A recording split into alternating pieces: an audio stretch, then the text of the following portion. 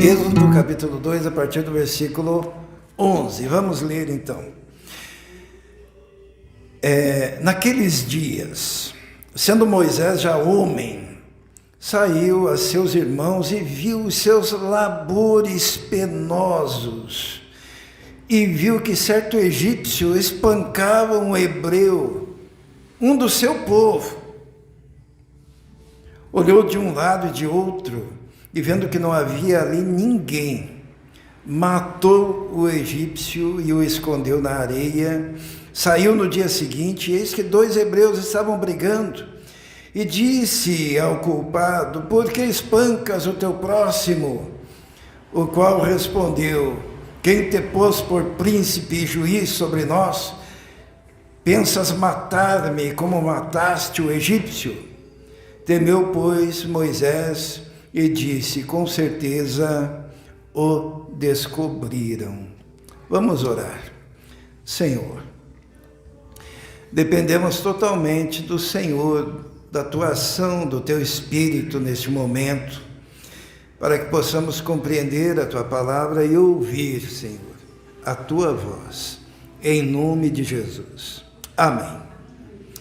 Se eu desse umas sementes para a irmã Margarida e ela guardasse a semente dentro da gaveta, o que ia acontecer? Ia secar. A palavra de Deus é semente, ela precisa do quê? De solo fértil, são os corações. A semente pode ser boa, mas se o coração aonde nós estamos jogando a semente não estiver aberto e o solo pronto para produzir, a semente seca. Então, tão importante quanto a proclamação é a recepção da palavra que é transmitida, né? E esse texto aqui é muito interessante, porque Moisés, no versículo 11, sendo já homem, saiu aos seus irmãos. Moisés, ele morava onde? Ele morava no palácio, ele era um nobre. Quando ele era criança, foi adotado pela princesa, né? Então ele tinha, sabe aqueles filmes de Faraó em que tem aquelas dançarinas que ficam abanando o indivíduo que está lá assim? Lembram dessa figura? Né? Ouvindo músicas, né? Sendo oferecido alimentos os mais... Assim era a vida de Moisés. Moisés estava no palácio, Moisés tinha de tudo, ele tinha estudado tudo que se possa imaginar, né? Porque ele era doutor em todas as áreas da ciência do Egito, né? Em medicina, em botânica, né? Arquitetura. Ele tinha a vida dele estabilizada, estava tranquilo. Mas um dia, ele resolveu sair do palácio e sair para ver os seus irmãos, que eram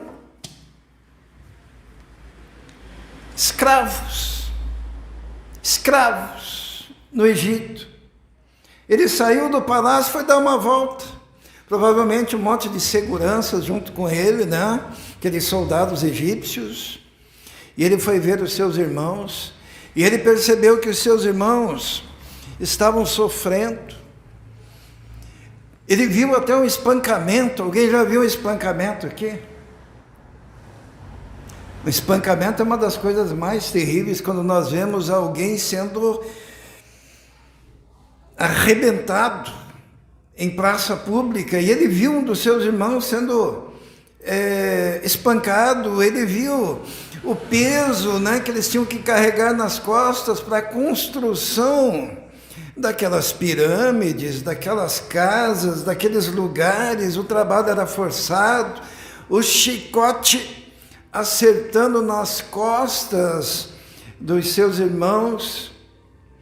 Ele caminhou por aqueles caminhos, e hoje a gente fica pensando: por que será que Deus permite na nossa vida que também a gente caminhe por caminhos e situações, às vezes situações desagradáveis, que nós não gostamos?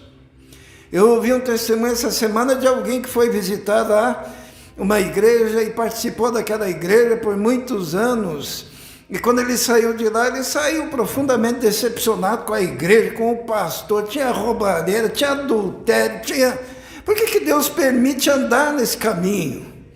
Por que Deus permite ter essa experiência, sendo que é muito mais gostoso a experiência do palácio, a experiência dos melhores alimentos, das melhores coisas? Por que Deus permite?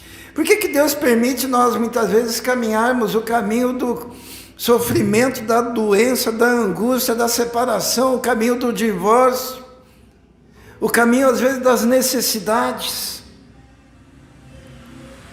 Por que é importante nós passarmos por isso? Moisés, ele vivia muito bem no palácio, mas ele foi dar uma volta entre aqueles que sofriam. Irmãos, se nós resolvermos dar uma volta aqui nesse bairro, a gente vai encontrar o quê? Vai encontrar bêbados. Esses dias eu vi uma cena triste aqui na frente de 2 meninos carregando provavelmente o pai deles, que estava bêbado, mal podia caminhar, e eles carregando aquele homem para casa. Que deprimente. Ouvir casos de prostitutas, ouvir casos de mulheres que sofrem. Tem uma senhora que foi a primeira que nós visitamos nesse bairro, cujo filho de 14 anos foi assassinado, colocado dentro de um saco de lixo e jogado no quintal dela. Ela esteve aqui ontem. Por que nós precisamos ver tudo isso? Por que Deus nos permite ver tudo isso? E há um motivo para isso. Para que nós possamos repensar a nossa vida e romper com aquilo que viola a nossa consciência.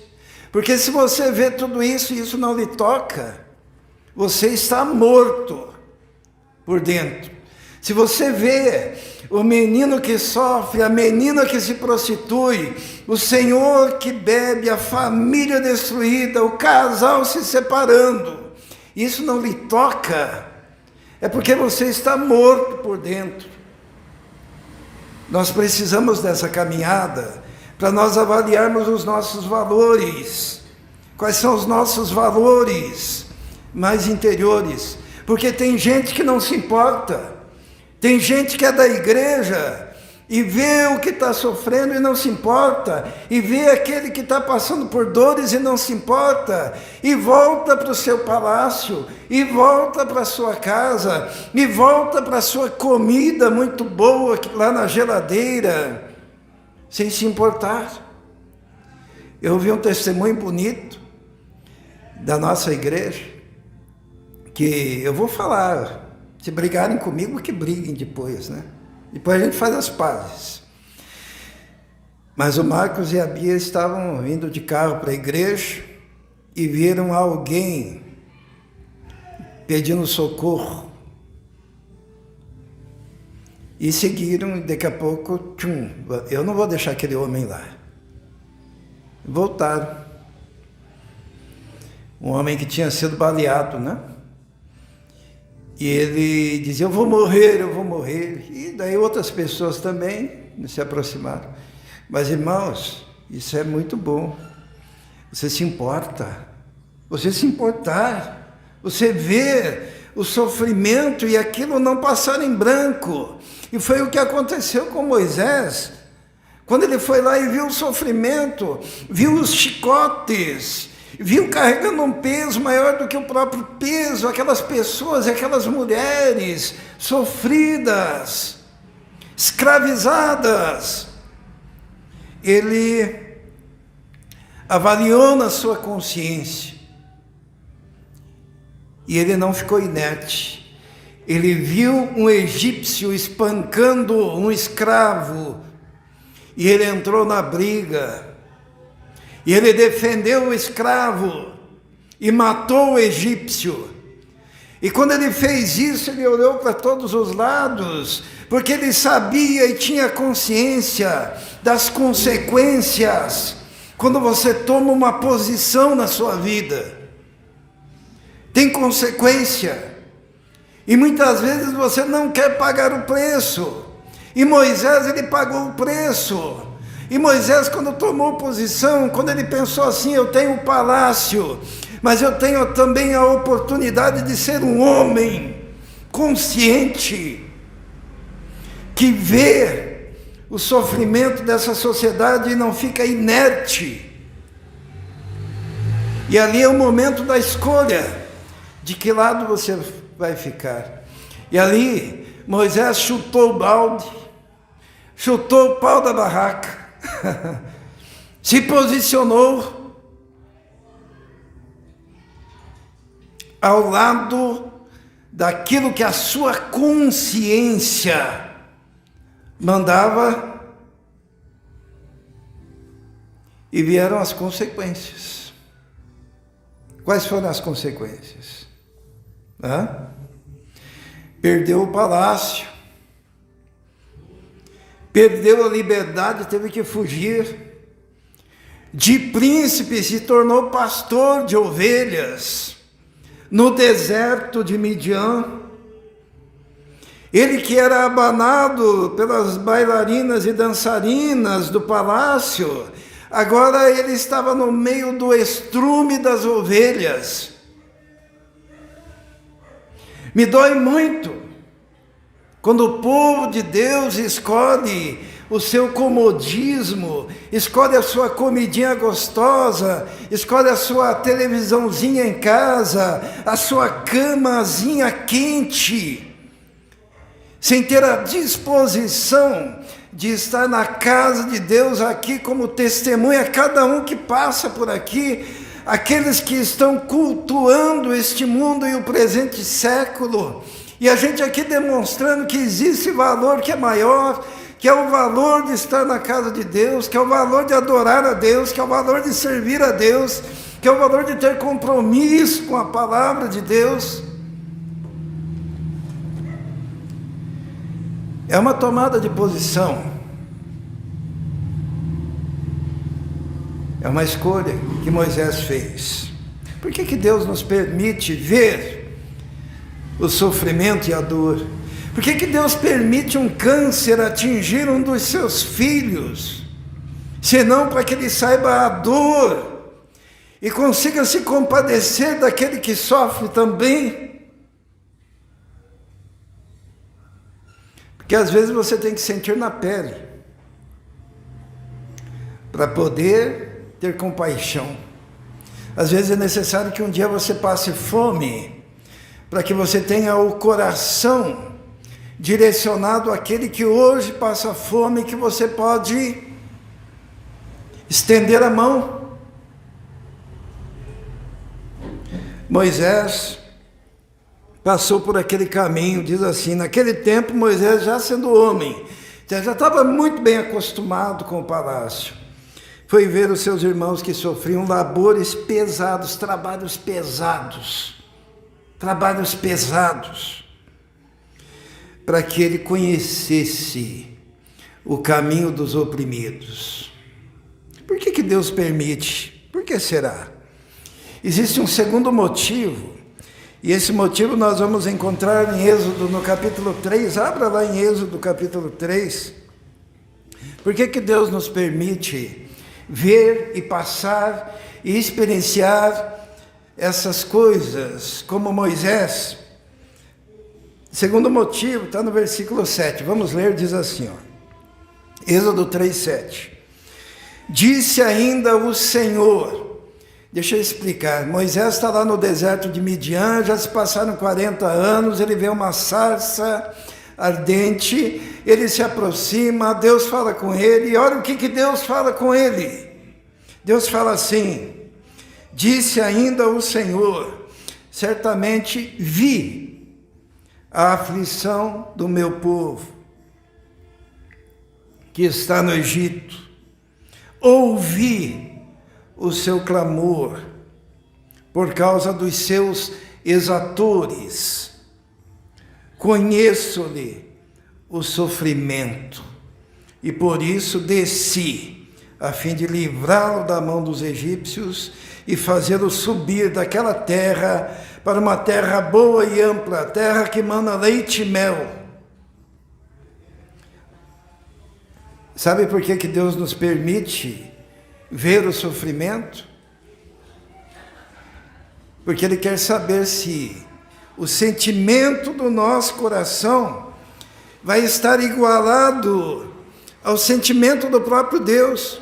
Os irmãos percebem, Moisés viu o sofrimento do povo, Moisés chorou por causa do sofrimento do povo, Moisés sentiu a dor e ouviu os clamores do povo. E agora quando Deus se encontra com ele, Deus fala o quê?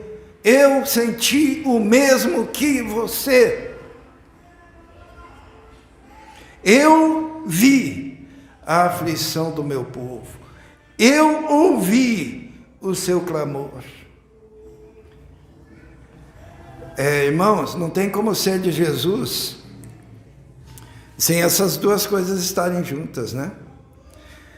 Deus amou o mundo de tal maneira que mandou o seu Filho unigênito para morrer por esse povo. Foi o sentimento do coração de Deus. E nós olhamos o mesmo povo, pelo qual Deus teve tamanha compaixão, e nós não sentimos a mesma compaixão. O que Deus está falando para Moisés, se fosse nós, sabe o que nós falaríamos para Moisés? Sabe o quê? Nós apareceríamos para Moisés e diríamos assim para ele: Moisés, eu vi você matar o egípcio. Eu vi aonde você o enterrou. Mas Deus não disse isso. Deus falou assim: Moisés, eu vi também o sofrimento do povo. Eu ouvi também o clamor do povo. Porque às vezes o que existe em nós é uma dissonância entre o coração de Deus e o nosso próprio coração. E o que Deus quer de nós é que nós sintamos como Ele. O que Deus quer de nós é que nós pensemos como Ele. O que Deus quer de nós é que nós hajamos como Ele agiu. E assim como Ele mandou o Filho, assim nós também. Não só mandamos os nossos próprios filhos, mas nós mesmos nos dispomos a ir em busca do que sofre, em busca daquele fedido, caído na sarjeta, cagado, com mau cheiro, e temos a coragem de pegá-lo e trazê-lo e dar um banho, e ensinarmos a ele a palavra, porque na verdade aquele cagado, aquele mijado, aquele destruído, aquele farrapo humano, representa tão somente você, sem Jesus, porque nos seus pecados você é isso. Sabe, eu acho interessante a história de Barrabás. Lembram lá o povo? No dia da crucificação, que foi dada a oportunidade de soltar Jesus ou Barrabás, que eles pegavam um criminoso e davam a oportunidade do povo escolher, né? E eles pegaram o maior criminoso daquela época, que estaria na cruz do meio lá, e colocaram Jesus ali do outro lado, e o povo tinha que decidir, e o povo gritava o quê? Soltem Barrabás, soltem Barrabás. Mas acontece o seguinte, que aquele Barrabás é o cara que foi liberto por causa de quem? Por causa de Jesus, que foi lá para a cruz no lugar dele. Então aquele Barrabás, ele representa quem? Cada um de nós. A gente tem uma congregação de Barrabás aqui. Porque se hoje nós somos libertos, é porque Jesus foi preso. Se hoje nós não morremos naquela cruz, é porque Jesus morreu. E se hoje nós estamos livres, é porque Jesus se tornou preso por todos nós. E hoje, muitas vezes nós nos exaltamos. Nós não conseguimos ver a aflição do povo. e nós continuamos os nossos caminhos como se nós fôssemos muito especiais. Irmãos, se você não tiver no seu coração o mesmo sentimento que houve em Cristo Jesus, você não é de Jesus. Quem que disse isso? Paulo, ele diz assim: tende em vós o quê? O mesmo sentimento que houve em Cristo Jesus, o qual, sendo igual a Deus, não teve por usurpação o ser igual a Deus, ou algo a que se apegar, mas esvaziou-se a si mesmo, tomando a forma de homem, e na forma de homem tornou-se servo, e como servo foi obediente, e essa obediência foi até a morte, e morte de cruz. Tende em vós o mesmo sentimento que houve em Cristo Jesus. Porque quando Moisés foi ver o povo lá escravizado, ele se sentiu diferente daquele povo. Por quê? Porque ele não estava na mesma escravidão, né? Ele viu que havia uma mentalidade sobre aquele povo, uma mentalidade opressiva, uma mentalidade destrutiva, né? E que toda aquela política de destruição daquele povo escravo vinha de uma cabeça, que era a cabeça do faraó e de todos os seus soldados.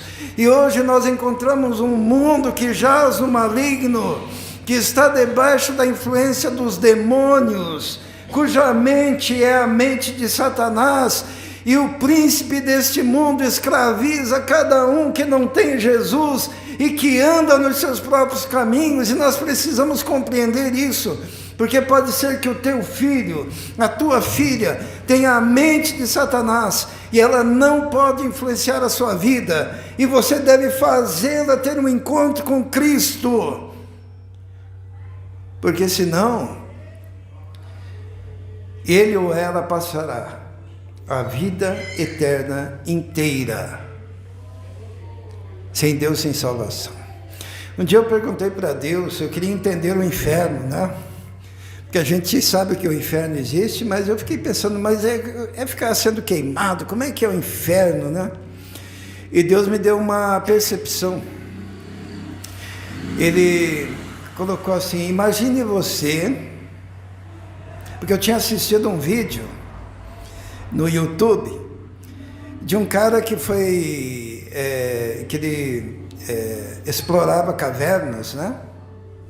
Sabe aquelas cavernas, né, subterrâneas, rochas de todos os lados, isso lá nos Estados Unidos. E ele começou a ir naquela caverna e sempre ele passava por aquelas frestas na caverna e ia para lugares e tal, e no final ele conseguia sair lá na frente. E dessa vez ele foi por um caminho e ele ficou entalado entre as rochas. A cabeça dele ficou entalada e ele não conseguia voltar, e o crânio dele não conseguia voltar. E como ele havia soltado todo o ar do pulmão, ele conseguiu entrar num buraco e ficou ali preso.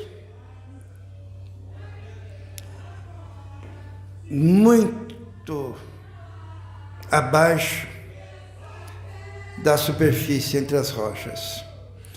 E chamaram bombeiros e não tinham o que fazer, porque eles não podiam explodir aquelas rochas, matariam, não é? Eles mesmos se destruiriam, porque desabaria tudo.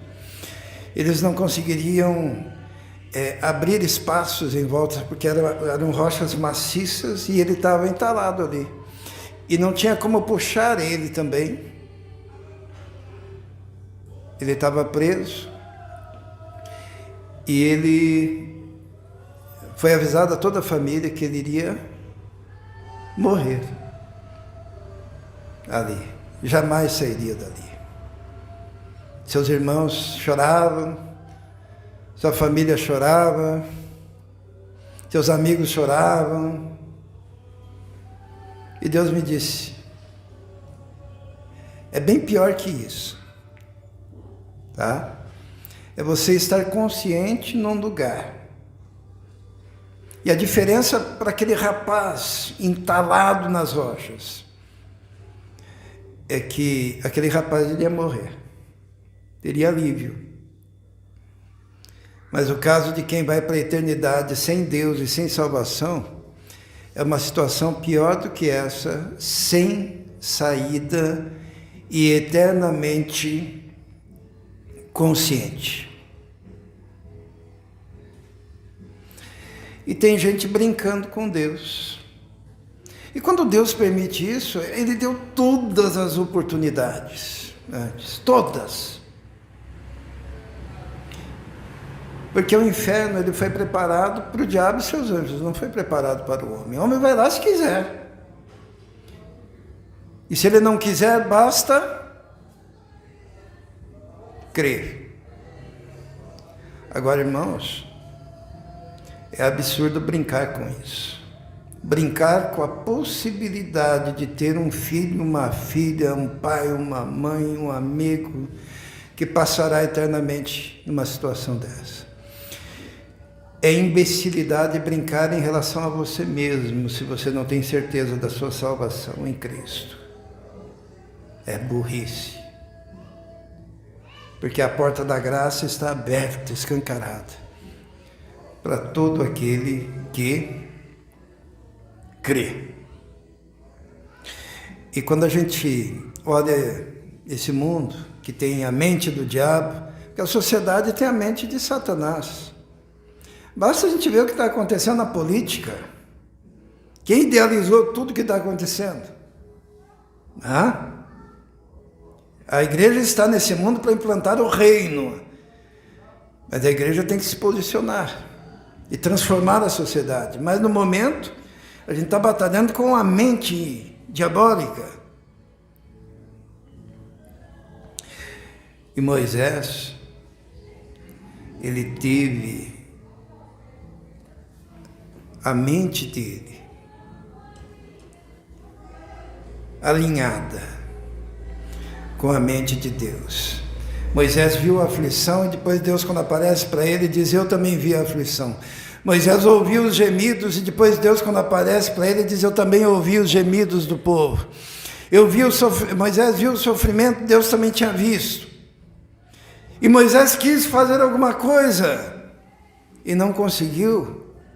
E Deus falou, agora eu desci e vou fazer algo. Porque a tua indignação é igual à minha indignação. O teu amor é igual ao meu amor. Eu encontrei alguém que quer fazer algo. Eu encontrei. Deus tinha encontrado Moisés. Um homem que se importava tanto quanto ele. Sabe, Deus está procurando gente assim. Raramente se encontra. Por quê? Porque às vezes nós estamos no nosso palácio, brincando, fingindo que tudo está bem. Por que Deus nos permite passar por esses caminhos? Terceiro motivo, para que possamos ser tão relevantes que Deus queira chamar a nossa atenção. Sabe como é que era o deserto de Midian? O deserto de Midian era um lugar, e todos os desertos têm, um arbusto que a gente chama de sarça, tá? E é um arbusto que resseca, fica muito seco por causa do sol, e ele tem combustão instantânea, combustão espontânea. O que é isso? É tão quente que num dado momento aquele arbusto pega fogo. Moisés tinha cansado de ver arbustos pegando fogo, porque acontecia. Mas Deus queria chamar a atenção de Moisés, né? Dizer, ô Moisés, vem cá. O que Deus fez? Deus fez com que aquele arbusto pegasse fogo, só que o fogo não se consumia. Sabe uma coisa que pega fogo e nunca acaba? Porque o arbusto pegava fogo e pronto, apagava o fogo. E Moisés começou a observar, aquele arbusto lá pegou fogo, mas e não para de pegar fogo? Fico imaginando Moisés que ficava olhando, cuidando das ovelhas, olhava o arbusto, pegou fogo. E continuava. E passava 10, 15 minutos, estava lá pegando fogo. Era Deus dizendo, olha aqui, olha aqui, olha aqui. Numa coisa comum que tem tudo quanto é canto, eu estou chamando a sua atenção para que você me veja e você venha na minha direção, porque Deus não vai te chamar aparecendo algo tremendo, Ele vai te chamar nas coisas simples. Às vezes a gente pensa em grandes igrejas, e Deus tem ali um arbusto que vai pegando fogo, sempre, vai, sempre, não apaga, sempre, por causa da presença dEle, sempre, não vai apagar. Que Deus abre, ninguém fecha. Só que você precisa olhar, se dirigir, e diante da coisa mais comum e mais simples, e que não fazia diferença naquele cenário do deserto, Moisés tira as sandálias dos pés, porque ele reconhece a voz de Deus, e ele descobre que ali, naquele arbusto, o lugar era santo. Deus nos permite passar por lugares para que a gente tenha essa percepção do santo, não no grandioso, mas nas pequeninas coisas, sabe? Existe santidade nas pequeninas coisas, existe a presença de Deus nas pequeninas coisas. Esses tempos eu participei de uma palestra, né? Que uma psicóloga colocou lá um monte de figuras no chão, sabe? Um monte assim de figuras no chão. E daí era para entrar, pegar 2 figuras e selecionar qualquer uma lá, olhar o que te chamasse a atenção. E eu cheguei meio atrasadinho, daí eu pensei, eu não vou pegar nada não. Sabe por que eu não peguei? Porque quando você escolhe 2, você deixa de lado quantas? Tudo o resto, né? Eu falei assim, se eu escolher 2, o que será daquelas que eu não escolher?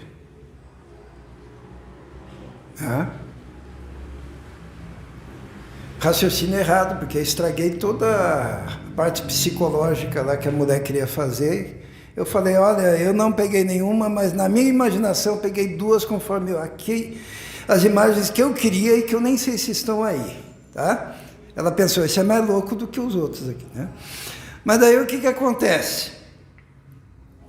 Tem gente que vive a vida assim, né? Vamos pensar na Elisier, né? A Elisier, vamos supor que ela tenha um leque de possibilidades, né? São tão grandes as possibilidades.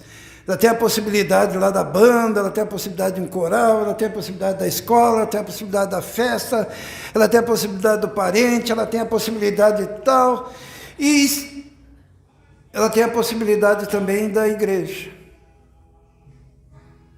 E ela pode pensar assim, se eu escolher essa carta, essa figura da igreja, eu vou perder tanto, né? Vou perder todo o resto. Pode? Pode pensar. Ou se eu escolher lá a possibilidade do meu parente, eu vou perder a festa, eu vou perder a banda. Mas eu tenho uma coisa para dizer. A vida da gente é escolha. O Gabriel, um jovem bonito, certo? Ele tinha todas as mulheres do planeta para escolher. Verdade? Mas um dia o que aconteceu? Ele escolheu uma. E sabe o que significa? Que todas as outras agora nem sequer existem. Amém, Fernanda? Nem existem. Agora, imagine se o Gabriel tivesse escolhido a Fernanda e pensando, o que será que eu perdi? O que será que eu perdi? O que será que eu perdi? Que desgraça, né? Irmãos, quem vem para a igreja pensando, o que será que eu perdi? Está vomitando na palavra de Deus. Está defecando na graça de Deus. Deus não se agrada. Por quê? Uma vez Marta e Maria estavam lá, né, com Jesus. E qual foi, a Marta ou a Maria que estava lá na cozinha, lá arrumando e tal? A Marta, né? Onde estava a Maria? Aos pés de Jesus. E daí a Marta reclamou, né? Tanta coisa, ela foi escolher esta. E Jesus falou, Maria escolheu a melhor parte. E isso não lhe será tirado.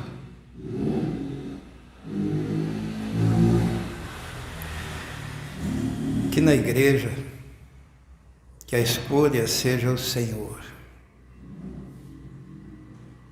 E nunca permita que Satanás coloque na mente, seja de um filho, seja de uma filha, seja do marido, seja da esposa, seja do amigo, seja do parente, que você estará perdendo em estar aos pés do Mestre, adorando ao Senhor, na casa de Deus. Porque a sua mente, então, não é uma mente renovada.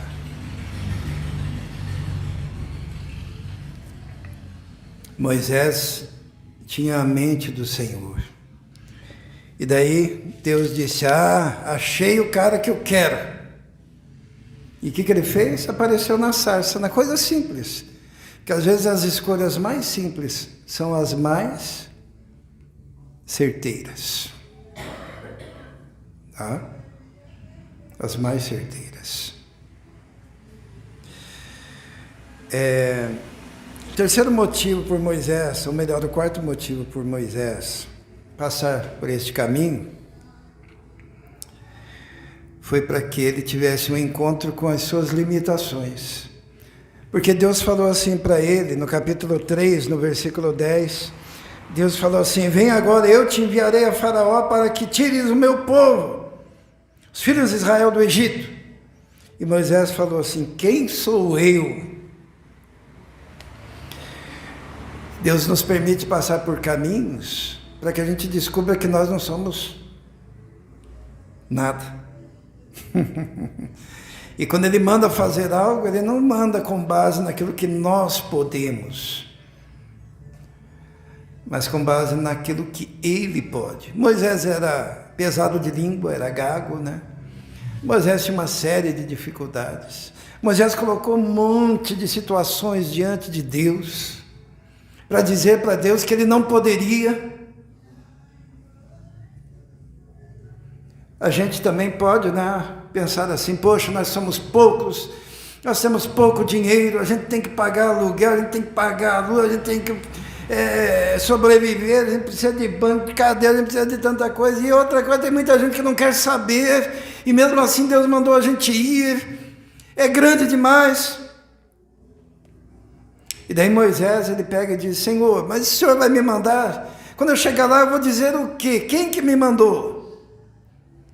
Daí Deus falou assim, eu sou. Quando te perguntarem quem que te mandou, diga, eu sou, me enviou. E essa palavra eu sou, ela é interessante, né? Porque no hebraico, o tempo presente, ele é subentendido, mas ele não é expresso. Então, é sempre eu fui ou eu serei. E Deus falou assim, eu sou, Se referindo, eu sou aquilo que você precisar, cada vez que você precisar, em qualquer situação que você esteja.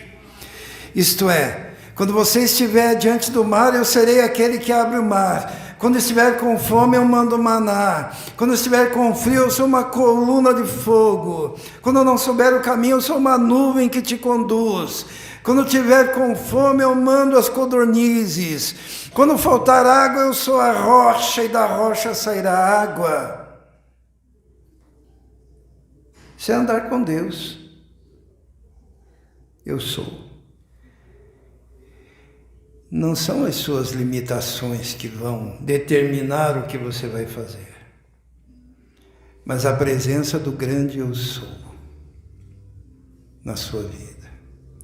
Talvez você fique pensando, né? Por que Deus me permite ver o sofrimento? Por que Deus me permite? Olha Moisés, quando tomou aquela posição de ficar do lado dos oprimidos e sair do palácio, ele parece ter perdido muito, né? Ele era um milionário, sendo preparado para ser um líder nacional da maior potência da época, e foi cuidar de ovelhas. Parecia que tinha perdido tanto. E 40 anos ele ficou lá cuidando de ovelhas. Mas um dia Deus chegou para ele e disse assim, sabe aquilo que você sentiu aquele dia? Eu estou sentindo a mesma coisa. E você é o homem que tem essa capacidade de sentir como eu sinto. E por isso você é o homem que eu escolho para essa missão.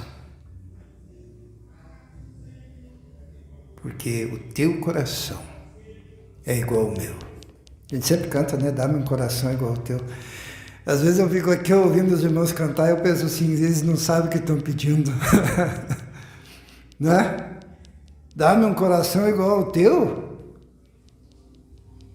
Como que é o coração de Deus? Se Deus lhe deu um coração igual ao dele, você faz que nem o Moisés. Você larga o palácio e vai lá para o meio dos aflitos, para buscar nem que seja um.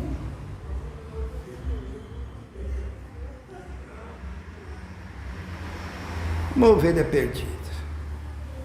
Você não vai. Se você tiver o coração igual ao do Senhor, a Bíblia diz que Deus deu, né? O que Deus deu em prol do homem? O que ele tinha de mais precioso. Se você tiver o coração igual ao de Deus, você jamais terá dor no coração para ofertar ao Senhor. E você não vai pensar duas vezes antes de entregar o seu dízimo. E você não vai pensar duas vezes. Você vai fazer que nem a irmã Margarida, que vem mancando para a igreja com aquela bengalinha lá, né, não sei o nome daquilo. Por quê? Nessas ruas acidentadas, pensa que é fácil? Joelho doendo. Mas o coração igual ao do Senhor não vê problemas, porque Deus mandou o próprio Filho.